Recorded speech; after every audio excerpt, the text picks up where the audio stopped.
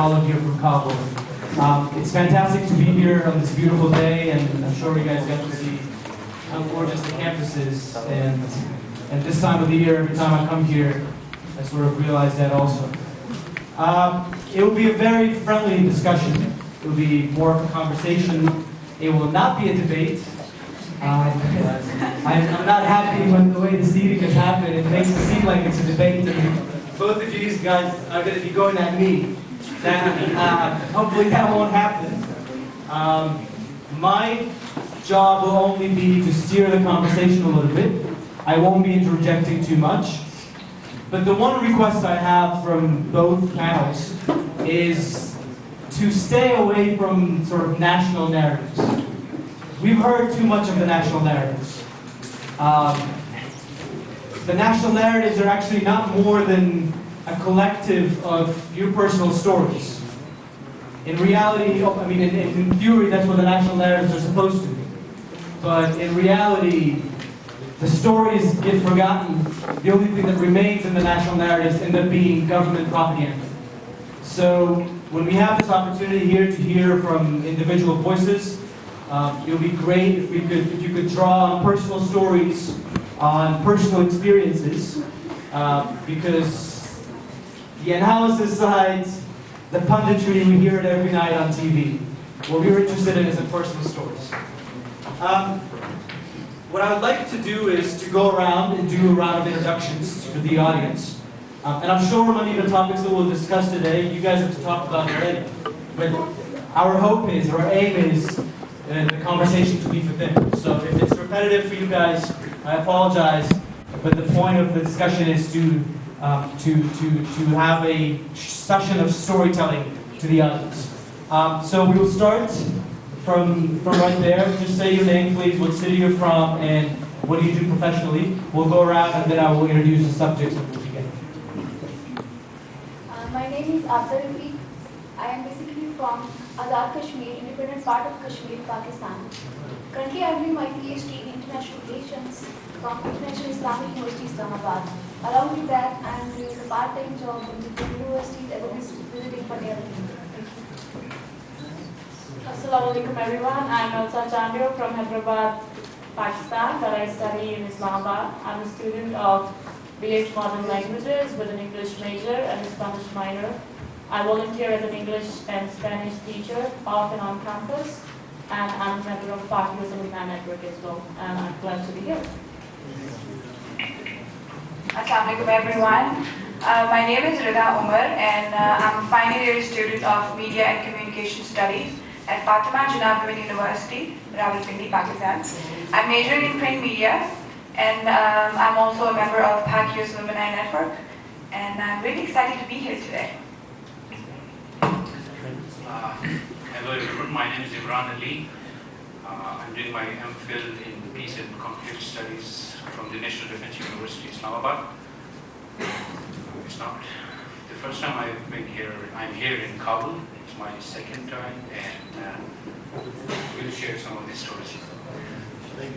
Assalamu alaikum to all brothers and sisters over here. My name is Firoz, and originally I'm from all of Afghanistan, but my father was from Kandahar. And besides that, I am going to graduate after just 30 days from English literature from Kandahar University, and professionally, I'm a journalist. Thank you. Assalamu alaikum. I am Abdul Ghaffar Nazari, and today I'm very happy because I see again the university campus where I have graduated from Law and Political Sciences of Kabul University. I've been involved with several youth organizations and have been to different countries for cultural exchange. And today I hope we can share our stories with you. Okay? Hi everyone, my name is Mukhtar Rafai from Balkh province, Mazar Sharif city. I'm a journalist and editor on Ruwaida Weekly, and I am also a student in international law.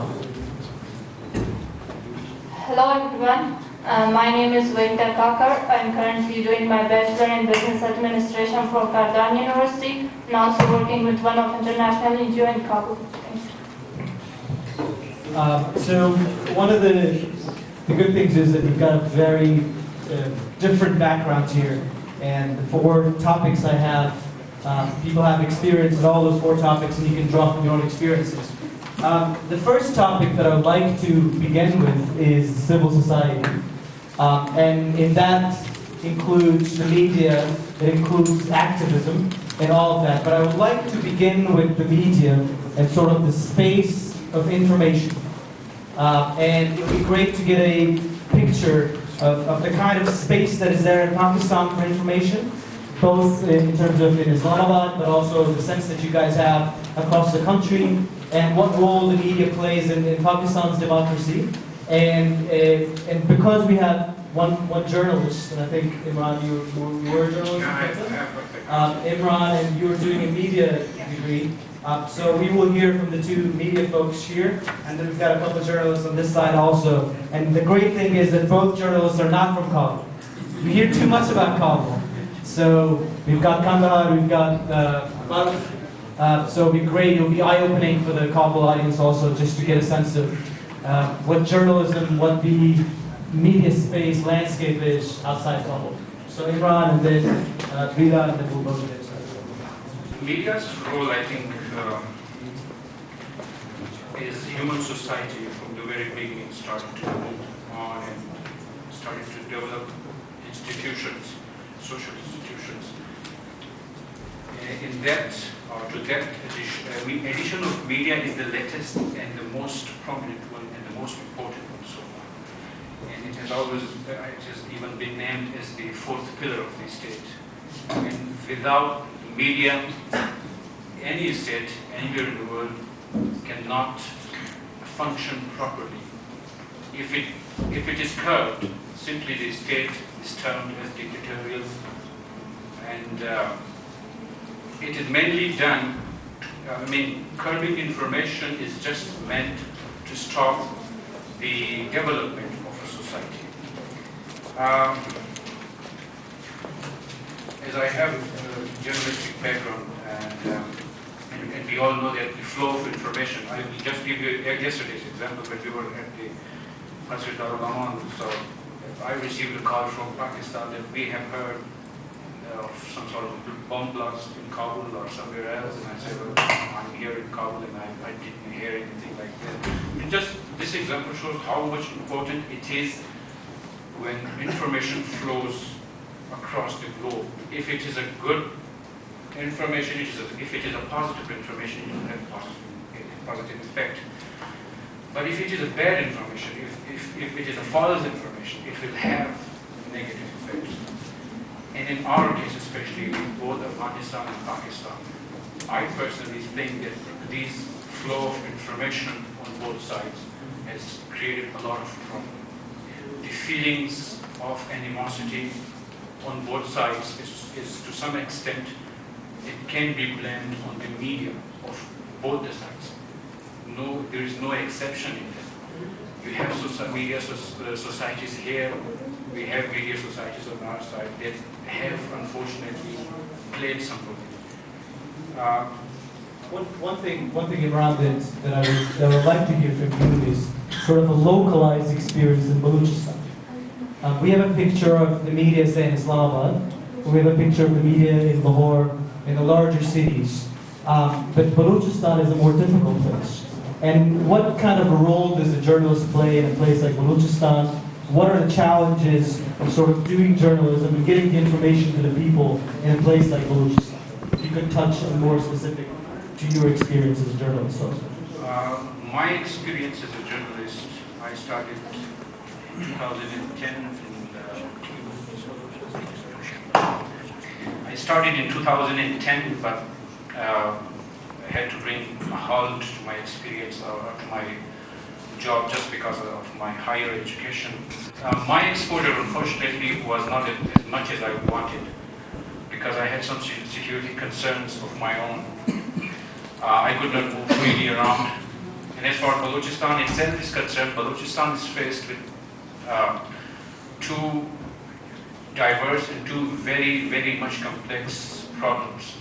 On one hand, we have some of the elements who do not want to be part of Pakistan anymore, and on the other hand, we are experiencing Talibanization. A journalist, while working there, I mean, he has to face a lot of problems. He has problems from the side of the separatists. He faces threats from Taliban. And when he reports something what is factual, he again faces problems by the government. So to be a journalist in Balochistan right now, it is something like,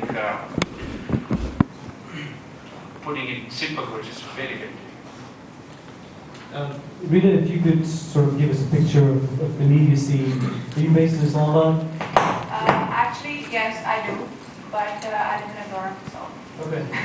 But you still sort of consume media, and you have a picture of the landscape and the vibrancy of the media. If you could give us a picture of the larger national media scene, both as a student of media, but also what you see in the media.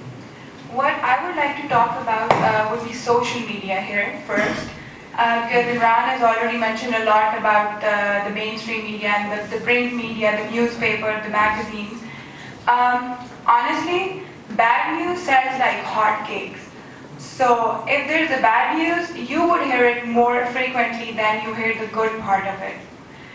Same goes for social media. I would just like to keep it brief and focused on this part of it. Nowadays, if I want news, I would probably check my phone or go to check out a website or something. I wouldn't really. I'm just saying this as my own perspective. I'm not sure. I cannot talk on the basis of the whole the community. I honestly think social media has kind of replaced or is in the process of replacing the print media. But this is not exactly the case in some parts of Pakistan. Where I live, technology is, of course, taking over. So, but again, when we talk about media, we have to talk about the communication first, the mass communication. This is what I'm majoring in. Credibility is very important when it comes to knowing what exactly the news is about. And this is the main issue. So for instance, like Imran mentioned, I got a call from Pakistan and my phone was switched off yesterday. And my parents panicked because they heard the news of the blast, unfortunately, before I could. So that shows how fast the news can be disseminated, how the messages pass from one corner of the world to another. It's more like a globalized society that we're living in these days. So maybe I cannot read your newspaper, but I can get the news from an online source. So I think the credibility matters a lot. And then again, you talk about events. How many of you would check out events on Facebook? Is it easier to check out events on Facebook, or is it easier to pass on message in person? It is definitely Facebook. Okay, just raise hands. How many of you use Facebook? Yeah, exactly. This is what I'm talking about. The nation, the new generation. So this is my perspective. But one thing that sort of interests me in the Pakistani media and the reliance on social media now.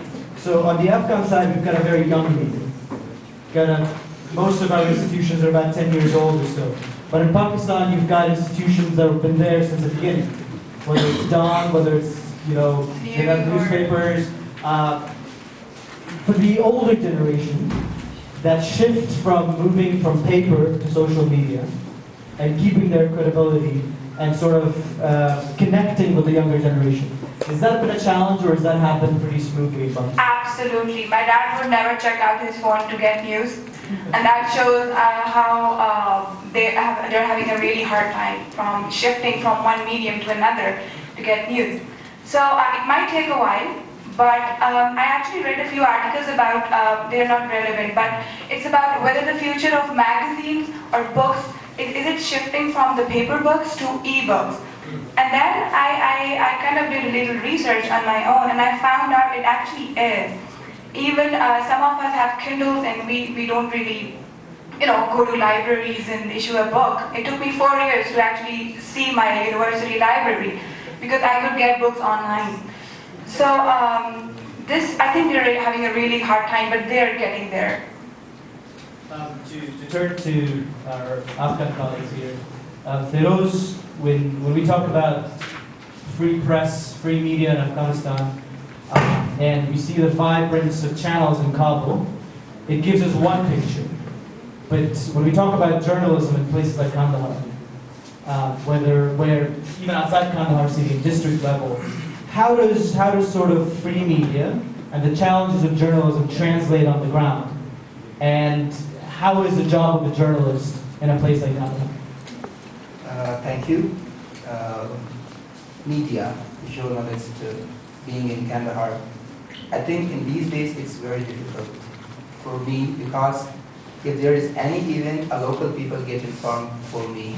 It's very many of us, majority of us use Facebook, but I need to know that who use Twitter here.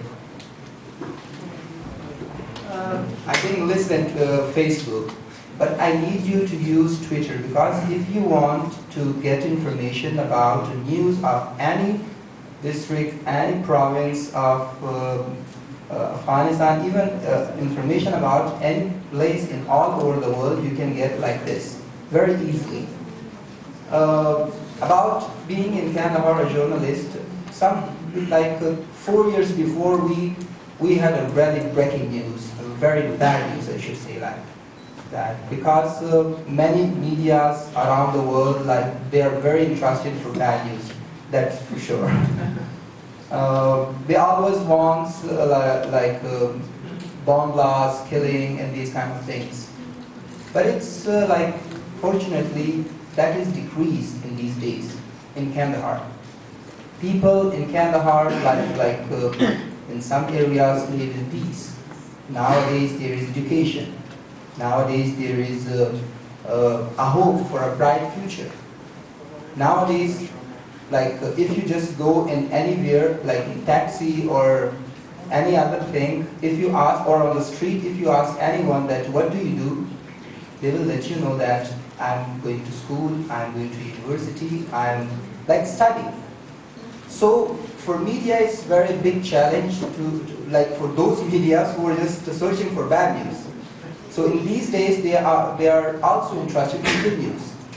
They are making good stories on the things which is something good. If you hear good news in these, I think you may hear good news from Kandahar because the security is very good. So as I mentioned that for us it's very challenging, in any specific place, if there is a bomb blast or something else, or any good news even. So people are just uploading information before us and also taking the pictures through Facebook, Twitter. So it's a big challenge, not only in Kandahar, I think all around the world. That's an interesting point. It sort of brings the role of the journalist into a discussion. Is the journalist supposed to be the one who gets the information first? Or checks multiple sources of information, brings you analysis? That's a different discussion that I think is an interesting discussion. But one thing I want to ask you about is, insecurity is not the only problem to journalists. Political pressures. Kandahar might be safer than 4 years ago, but to do your job well as a journalist, that means you need to have freedom to write whatever you want, report whatever you want. Is there political pressure on journalists to report certain things and not report other things? I think mostly in Asian countries, the political pressure will be a common thing. Not only in Afghanistan or Kandahar. Kandahar for sure it is a tribal province. So sometimes it's very hard to make a story on a very interesting stories, because there are some powerful people who are not letting you to make a story on those things. And sometimes it's a serious thing for you to make a story on those specific things which may hurt the powerful people. If someone is doing wrong, and if I'm making a story on that thing, so it may that may be risky for me, but I think a story is not important than me. So what we do that we are avoiding those things. But sometimes we are just like growing up. We are just looking to the person, that how powerful person he is. If he is less, so we say, chill, okay, no problem, just go for it. But if it's more than that, so what we do, like we can upload something or write something indirectly in Facebook or Twitter, but it's to be honest, we are not able to write something about that person or that thing. We know that there is a big, there is corruption in Afghanistan. That's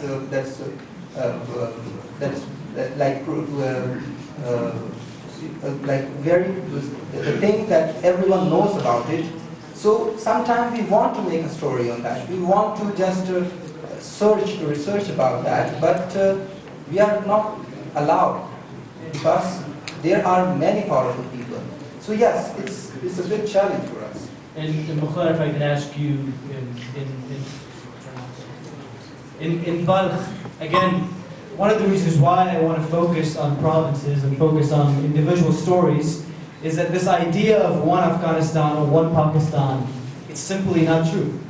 There's so much diversity in both countries, and you might have stories that Pakistanis have never heard before, and you might have stories from Balkh or Kandahar that nobody in the audience has heard before. So if we focus on individual stories, in the process we're killing this idea of one narrative, which if there's one narrative, it could be easily monopolized and sort of influenced by propaganda. But if it's multiple narratives, that can't happen.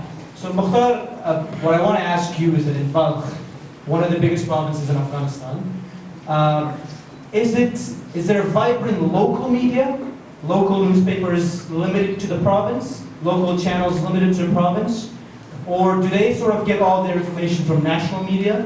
And in terms of local authorities, local government, are they responsive to what is reported in the media? If there's a corruption report or if there's an abuse report, do the authorities feel like they need to respond to it? First of all, I want to mention an important point. Today, we are speaking on behalf of Afghan and Pakistan people and new generation, because I believe this generation make a peaceful life both of the country. I want to speak Farsi because my English is not academic. This place and this conversation is very academic. Mr. Ilyas, I want to help me to translate. آقای الیاس به زحمت ساختم شما را. من فکر میکنم چون بحث ما کمی اکادمیک است و لازم ما میخوایم که به زبان انگلیسی سوی تفاهمی پیش بیاید. همزمان کمی چیز مهم است و هم مکان. در بلخ یکی از ولایات مهم. Balkh is one of the most important provinces of Afghanistan, and besides the economic and political development that has occurred in that province, media has also flourished over the past 10 years. We have around 10 TV stations and 34 radio stations. ولی متاسفانه چیزی را که ما تا روز در بخش آزادی one of the main challenges the media in Balkh has is the unresponsive behavior the government has towards the reporting. For instance, if a reporter makes a report on a matter of corruption, there are very less chances that the report, after the findings of the report is released, that particular person or government entity will be investigated. مسئله دیگه‌ای که در رسانه‌های بلخ هست مسئله Another issue with journalism in Balkh is the non-existence of peace journalism, and not having peace journalism actually creates a lot of conflict, especially when it comes to matters of Afghanistan and Pakistan. My few visits of Pakistan as in parts of cultural exchanges or youth exchanges has given me the idea that the younger generation has the ability and the capability to go beyond the past grievances and based on the peace and coexist with our neighbors. Another sort of issue that falls under and civil society that we need to speak about is sort of community organizing and activism. Also, I want to ask you how much of a sort of vibrant activism there is on issues in Pakistan. How easy is it to mobilize people around causes? And sort of, do you have specific examples of how that sort of mobilization happens? Sort of in your community maybe, or you have experiences? Because to the audience it would be interesting to see the way you guys mobilize people, the way activists work in Pakistan. Is it similar to them or is it different? Thank you for your question. Civil society is very much active in Pakistan. And the area where I belong to, it is sort of backward as compared to Punjab. And it's like as backward as we can see. Well, it needs a lot of improvement. And over there, civil society is strong. It has been able to convince the government to carry out initiatives which we really needed to have. But it's not easy to be a civil society or a civil activist in Sindh. And especially, we just had the incident of a woman who was shot dead right after arranging a talk. And so we see, it's very common with the women who raise their voice. But again, whatsoever happens, they have been able to convey their message and they have been succeeded to achieve what they wanted to. And I would say that this is pretty much true in the sense because their motto was that you plant your own garden instead of waiting for someone to bring you flowers. But in terms of specific issues of activism, are there particular causes that are easier to rally around, to mobilize people, or are there causes that are very sensitive that people try to stay away from? I think the incident you were referring to was Sabine Mahmood incident, but those sort of incidents have happened over and over again in Pakistan. It hasn't stopped people from sort of asking for their rights and rallying around. But does it discourage people and like sort of force them to stay away from some issues and focus on other issues? Or what are the sensitive issues that they can't sort of go towards and it's easier to mobilize on other issues? I think it's very easy for them to talk about in terms of education and in terms of women empowerment. But if you take sensitive issues like which involves pretty much the establishment, then for sure it's very difficult.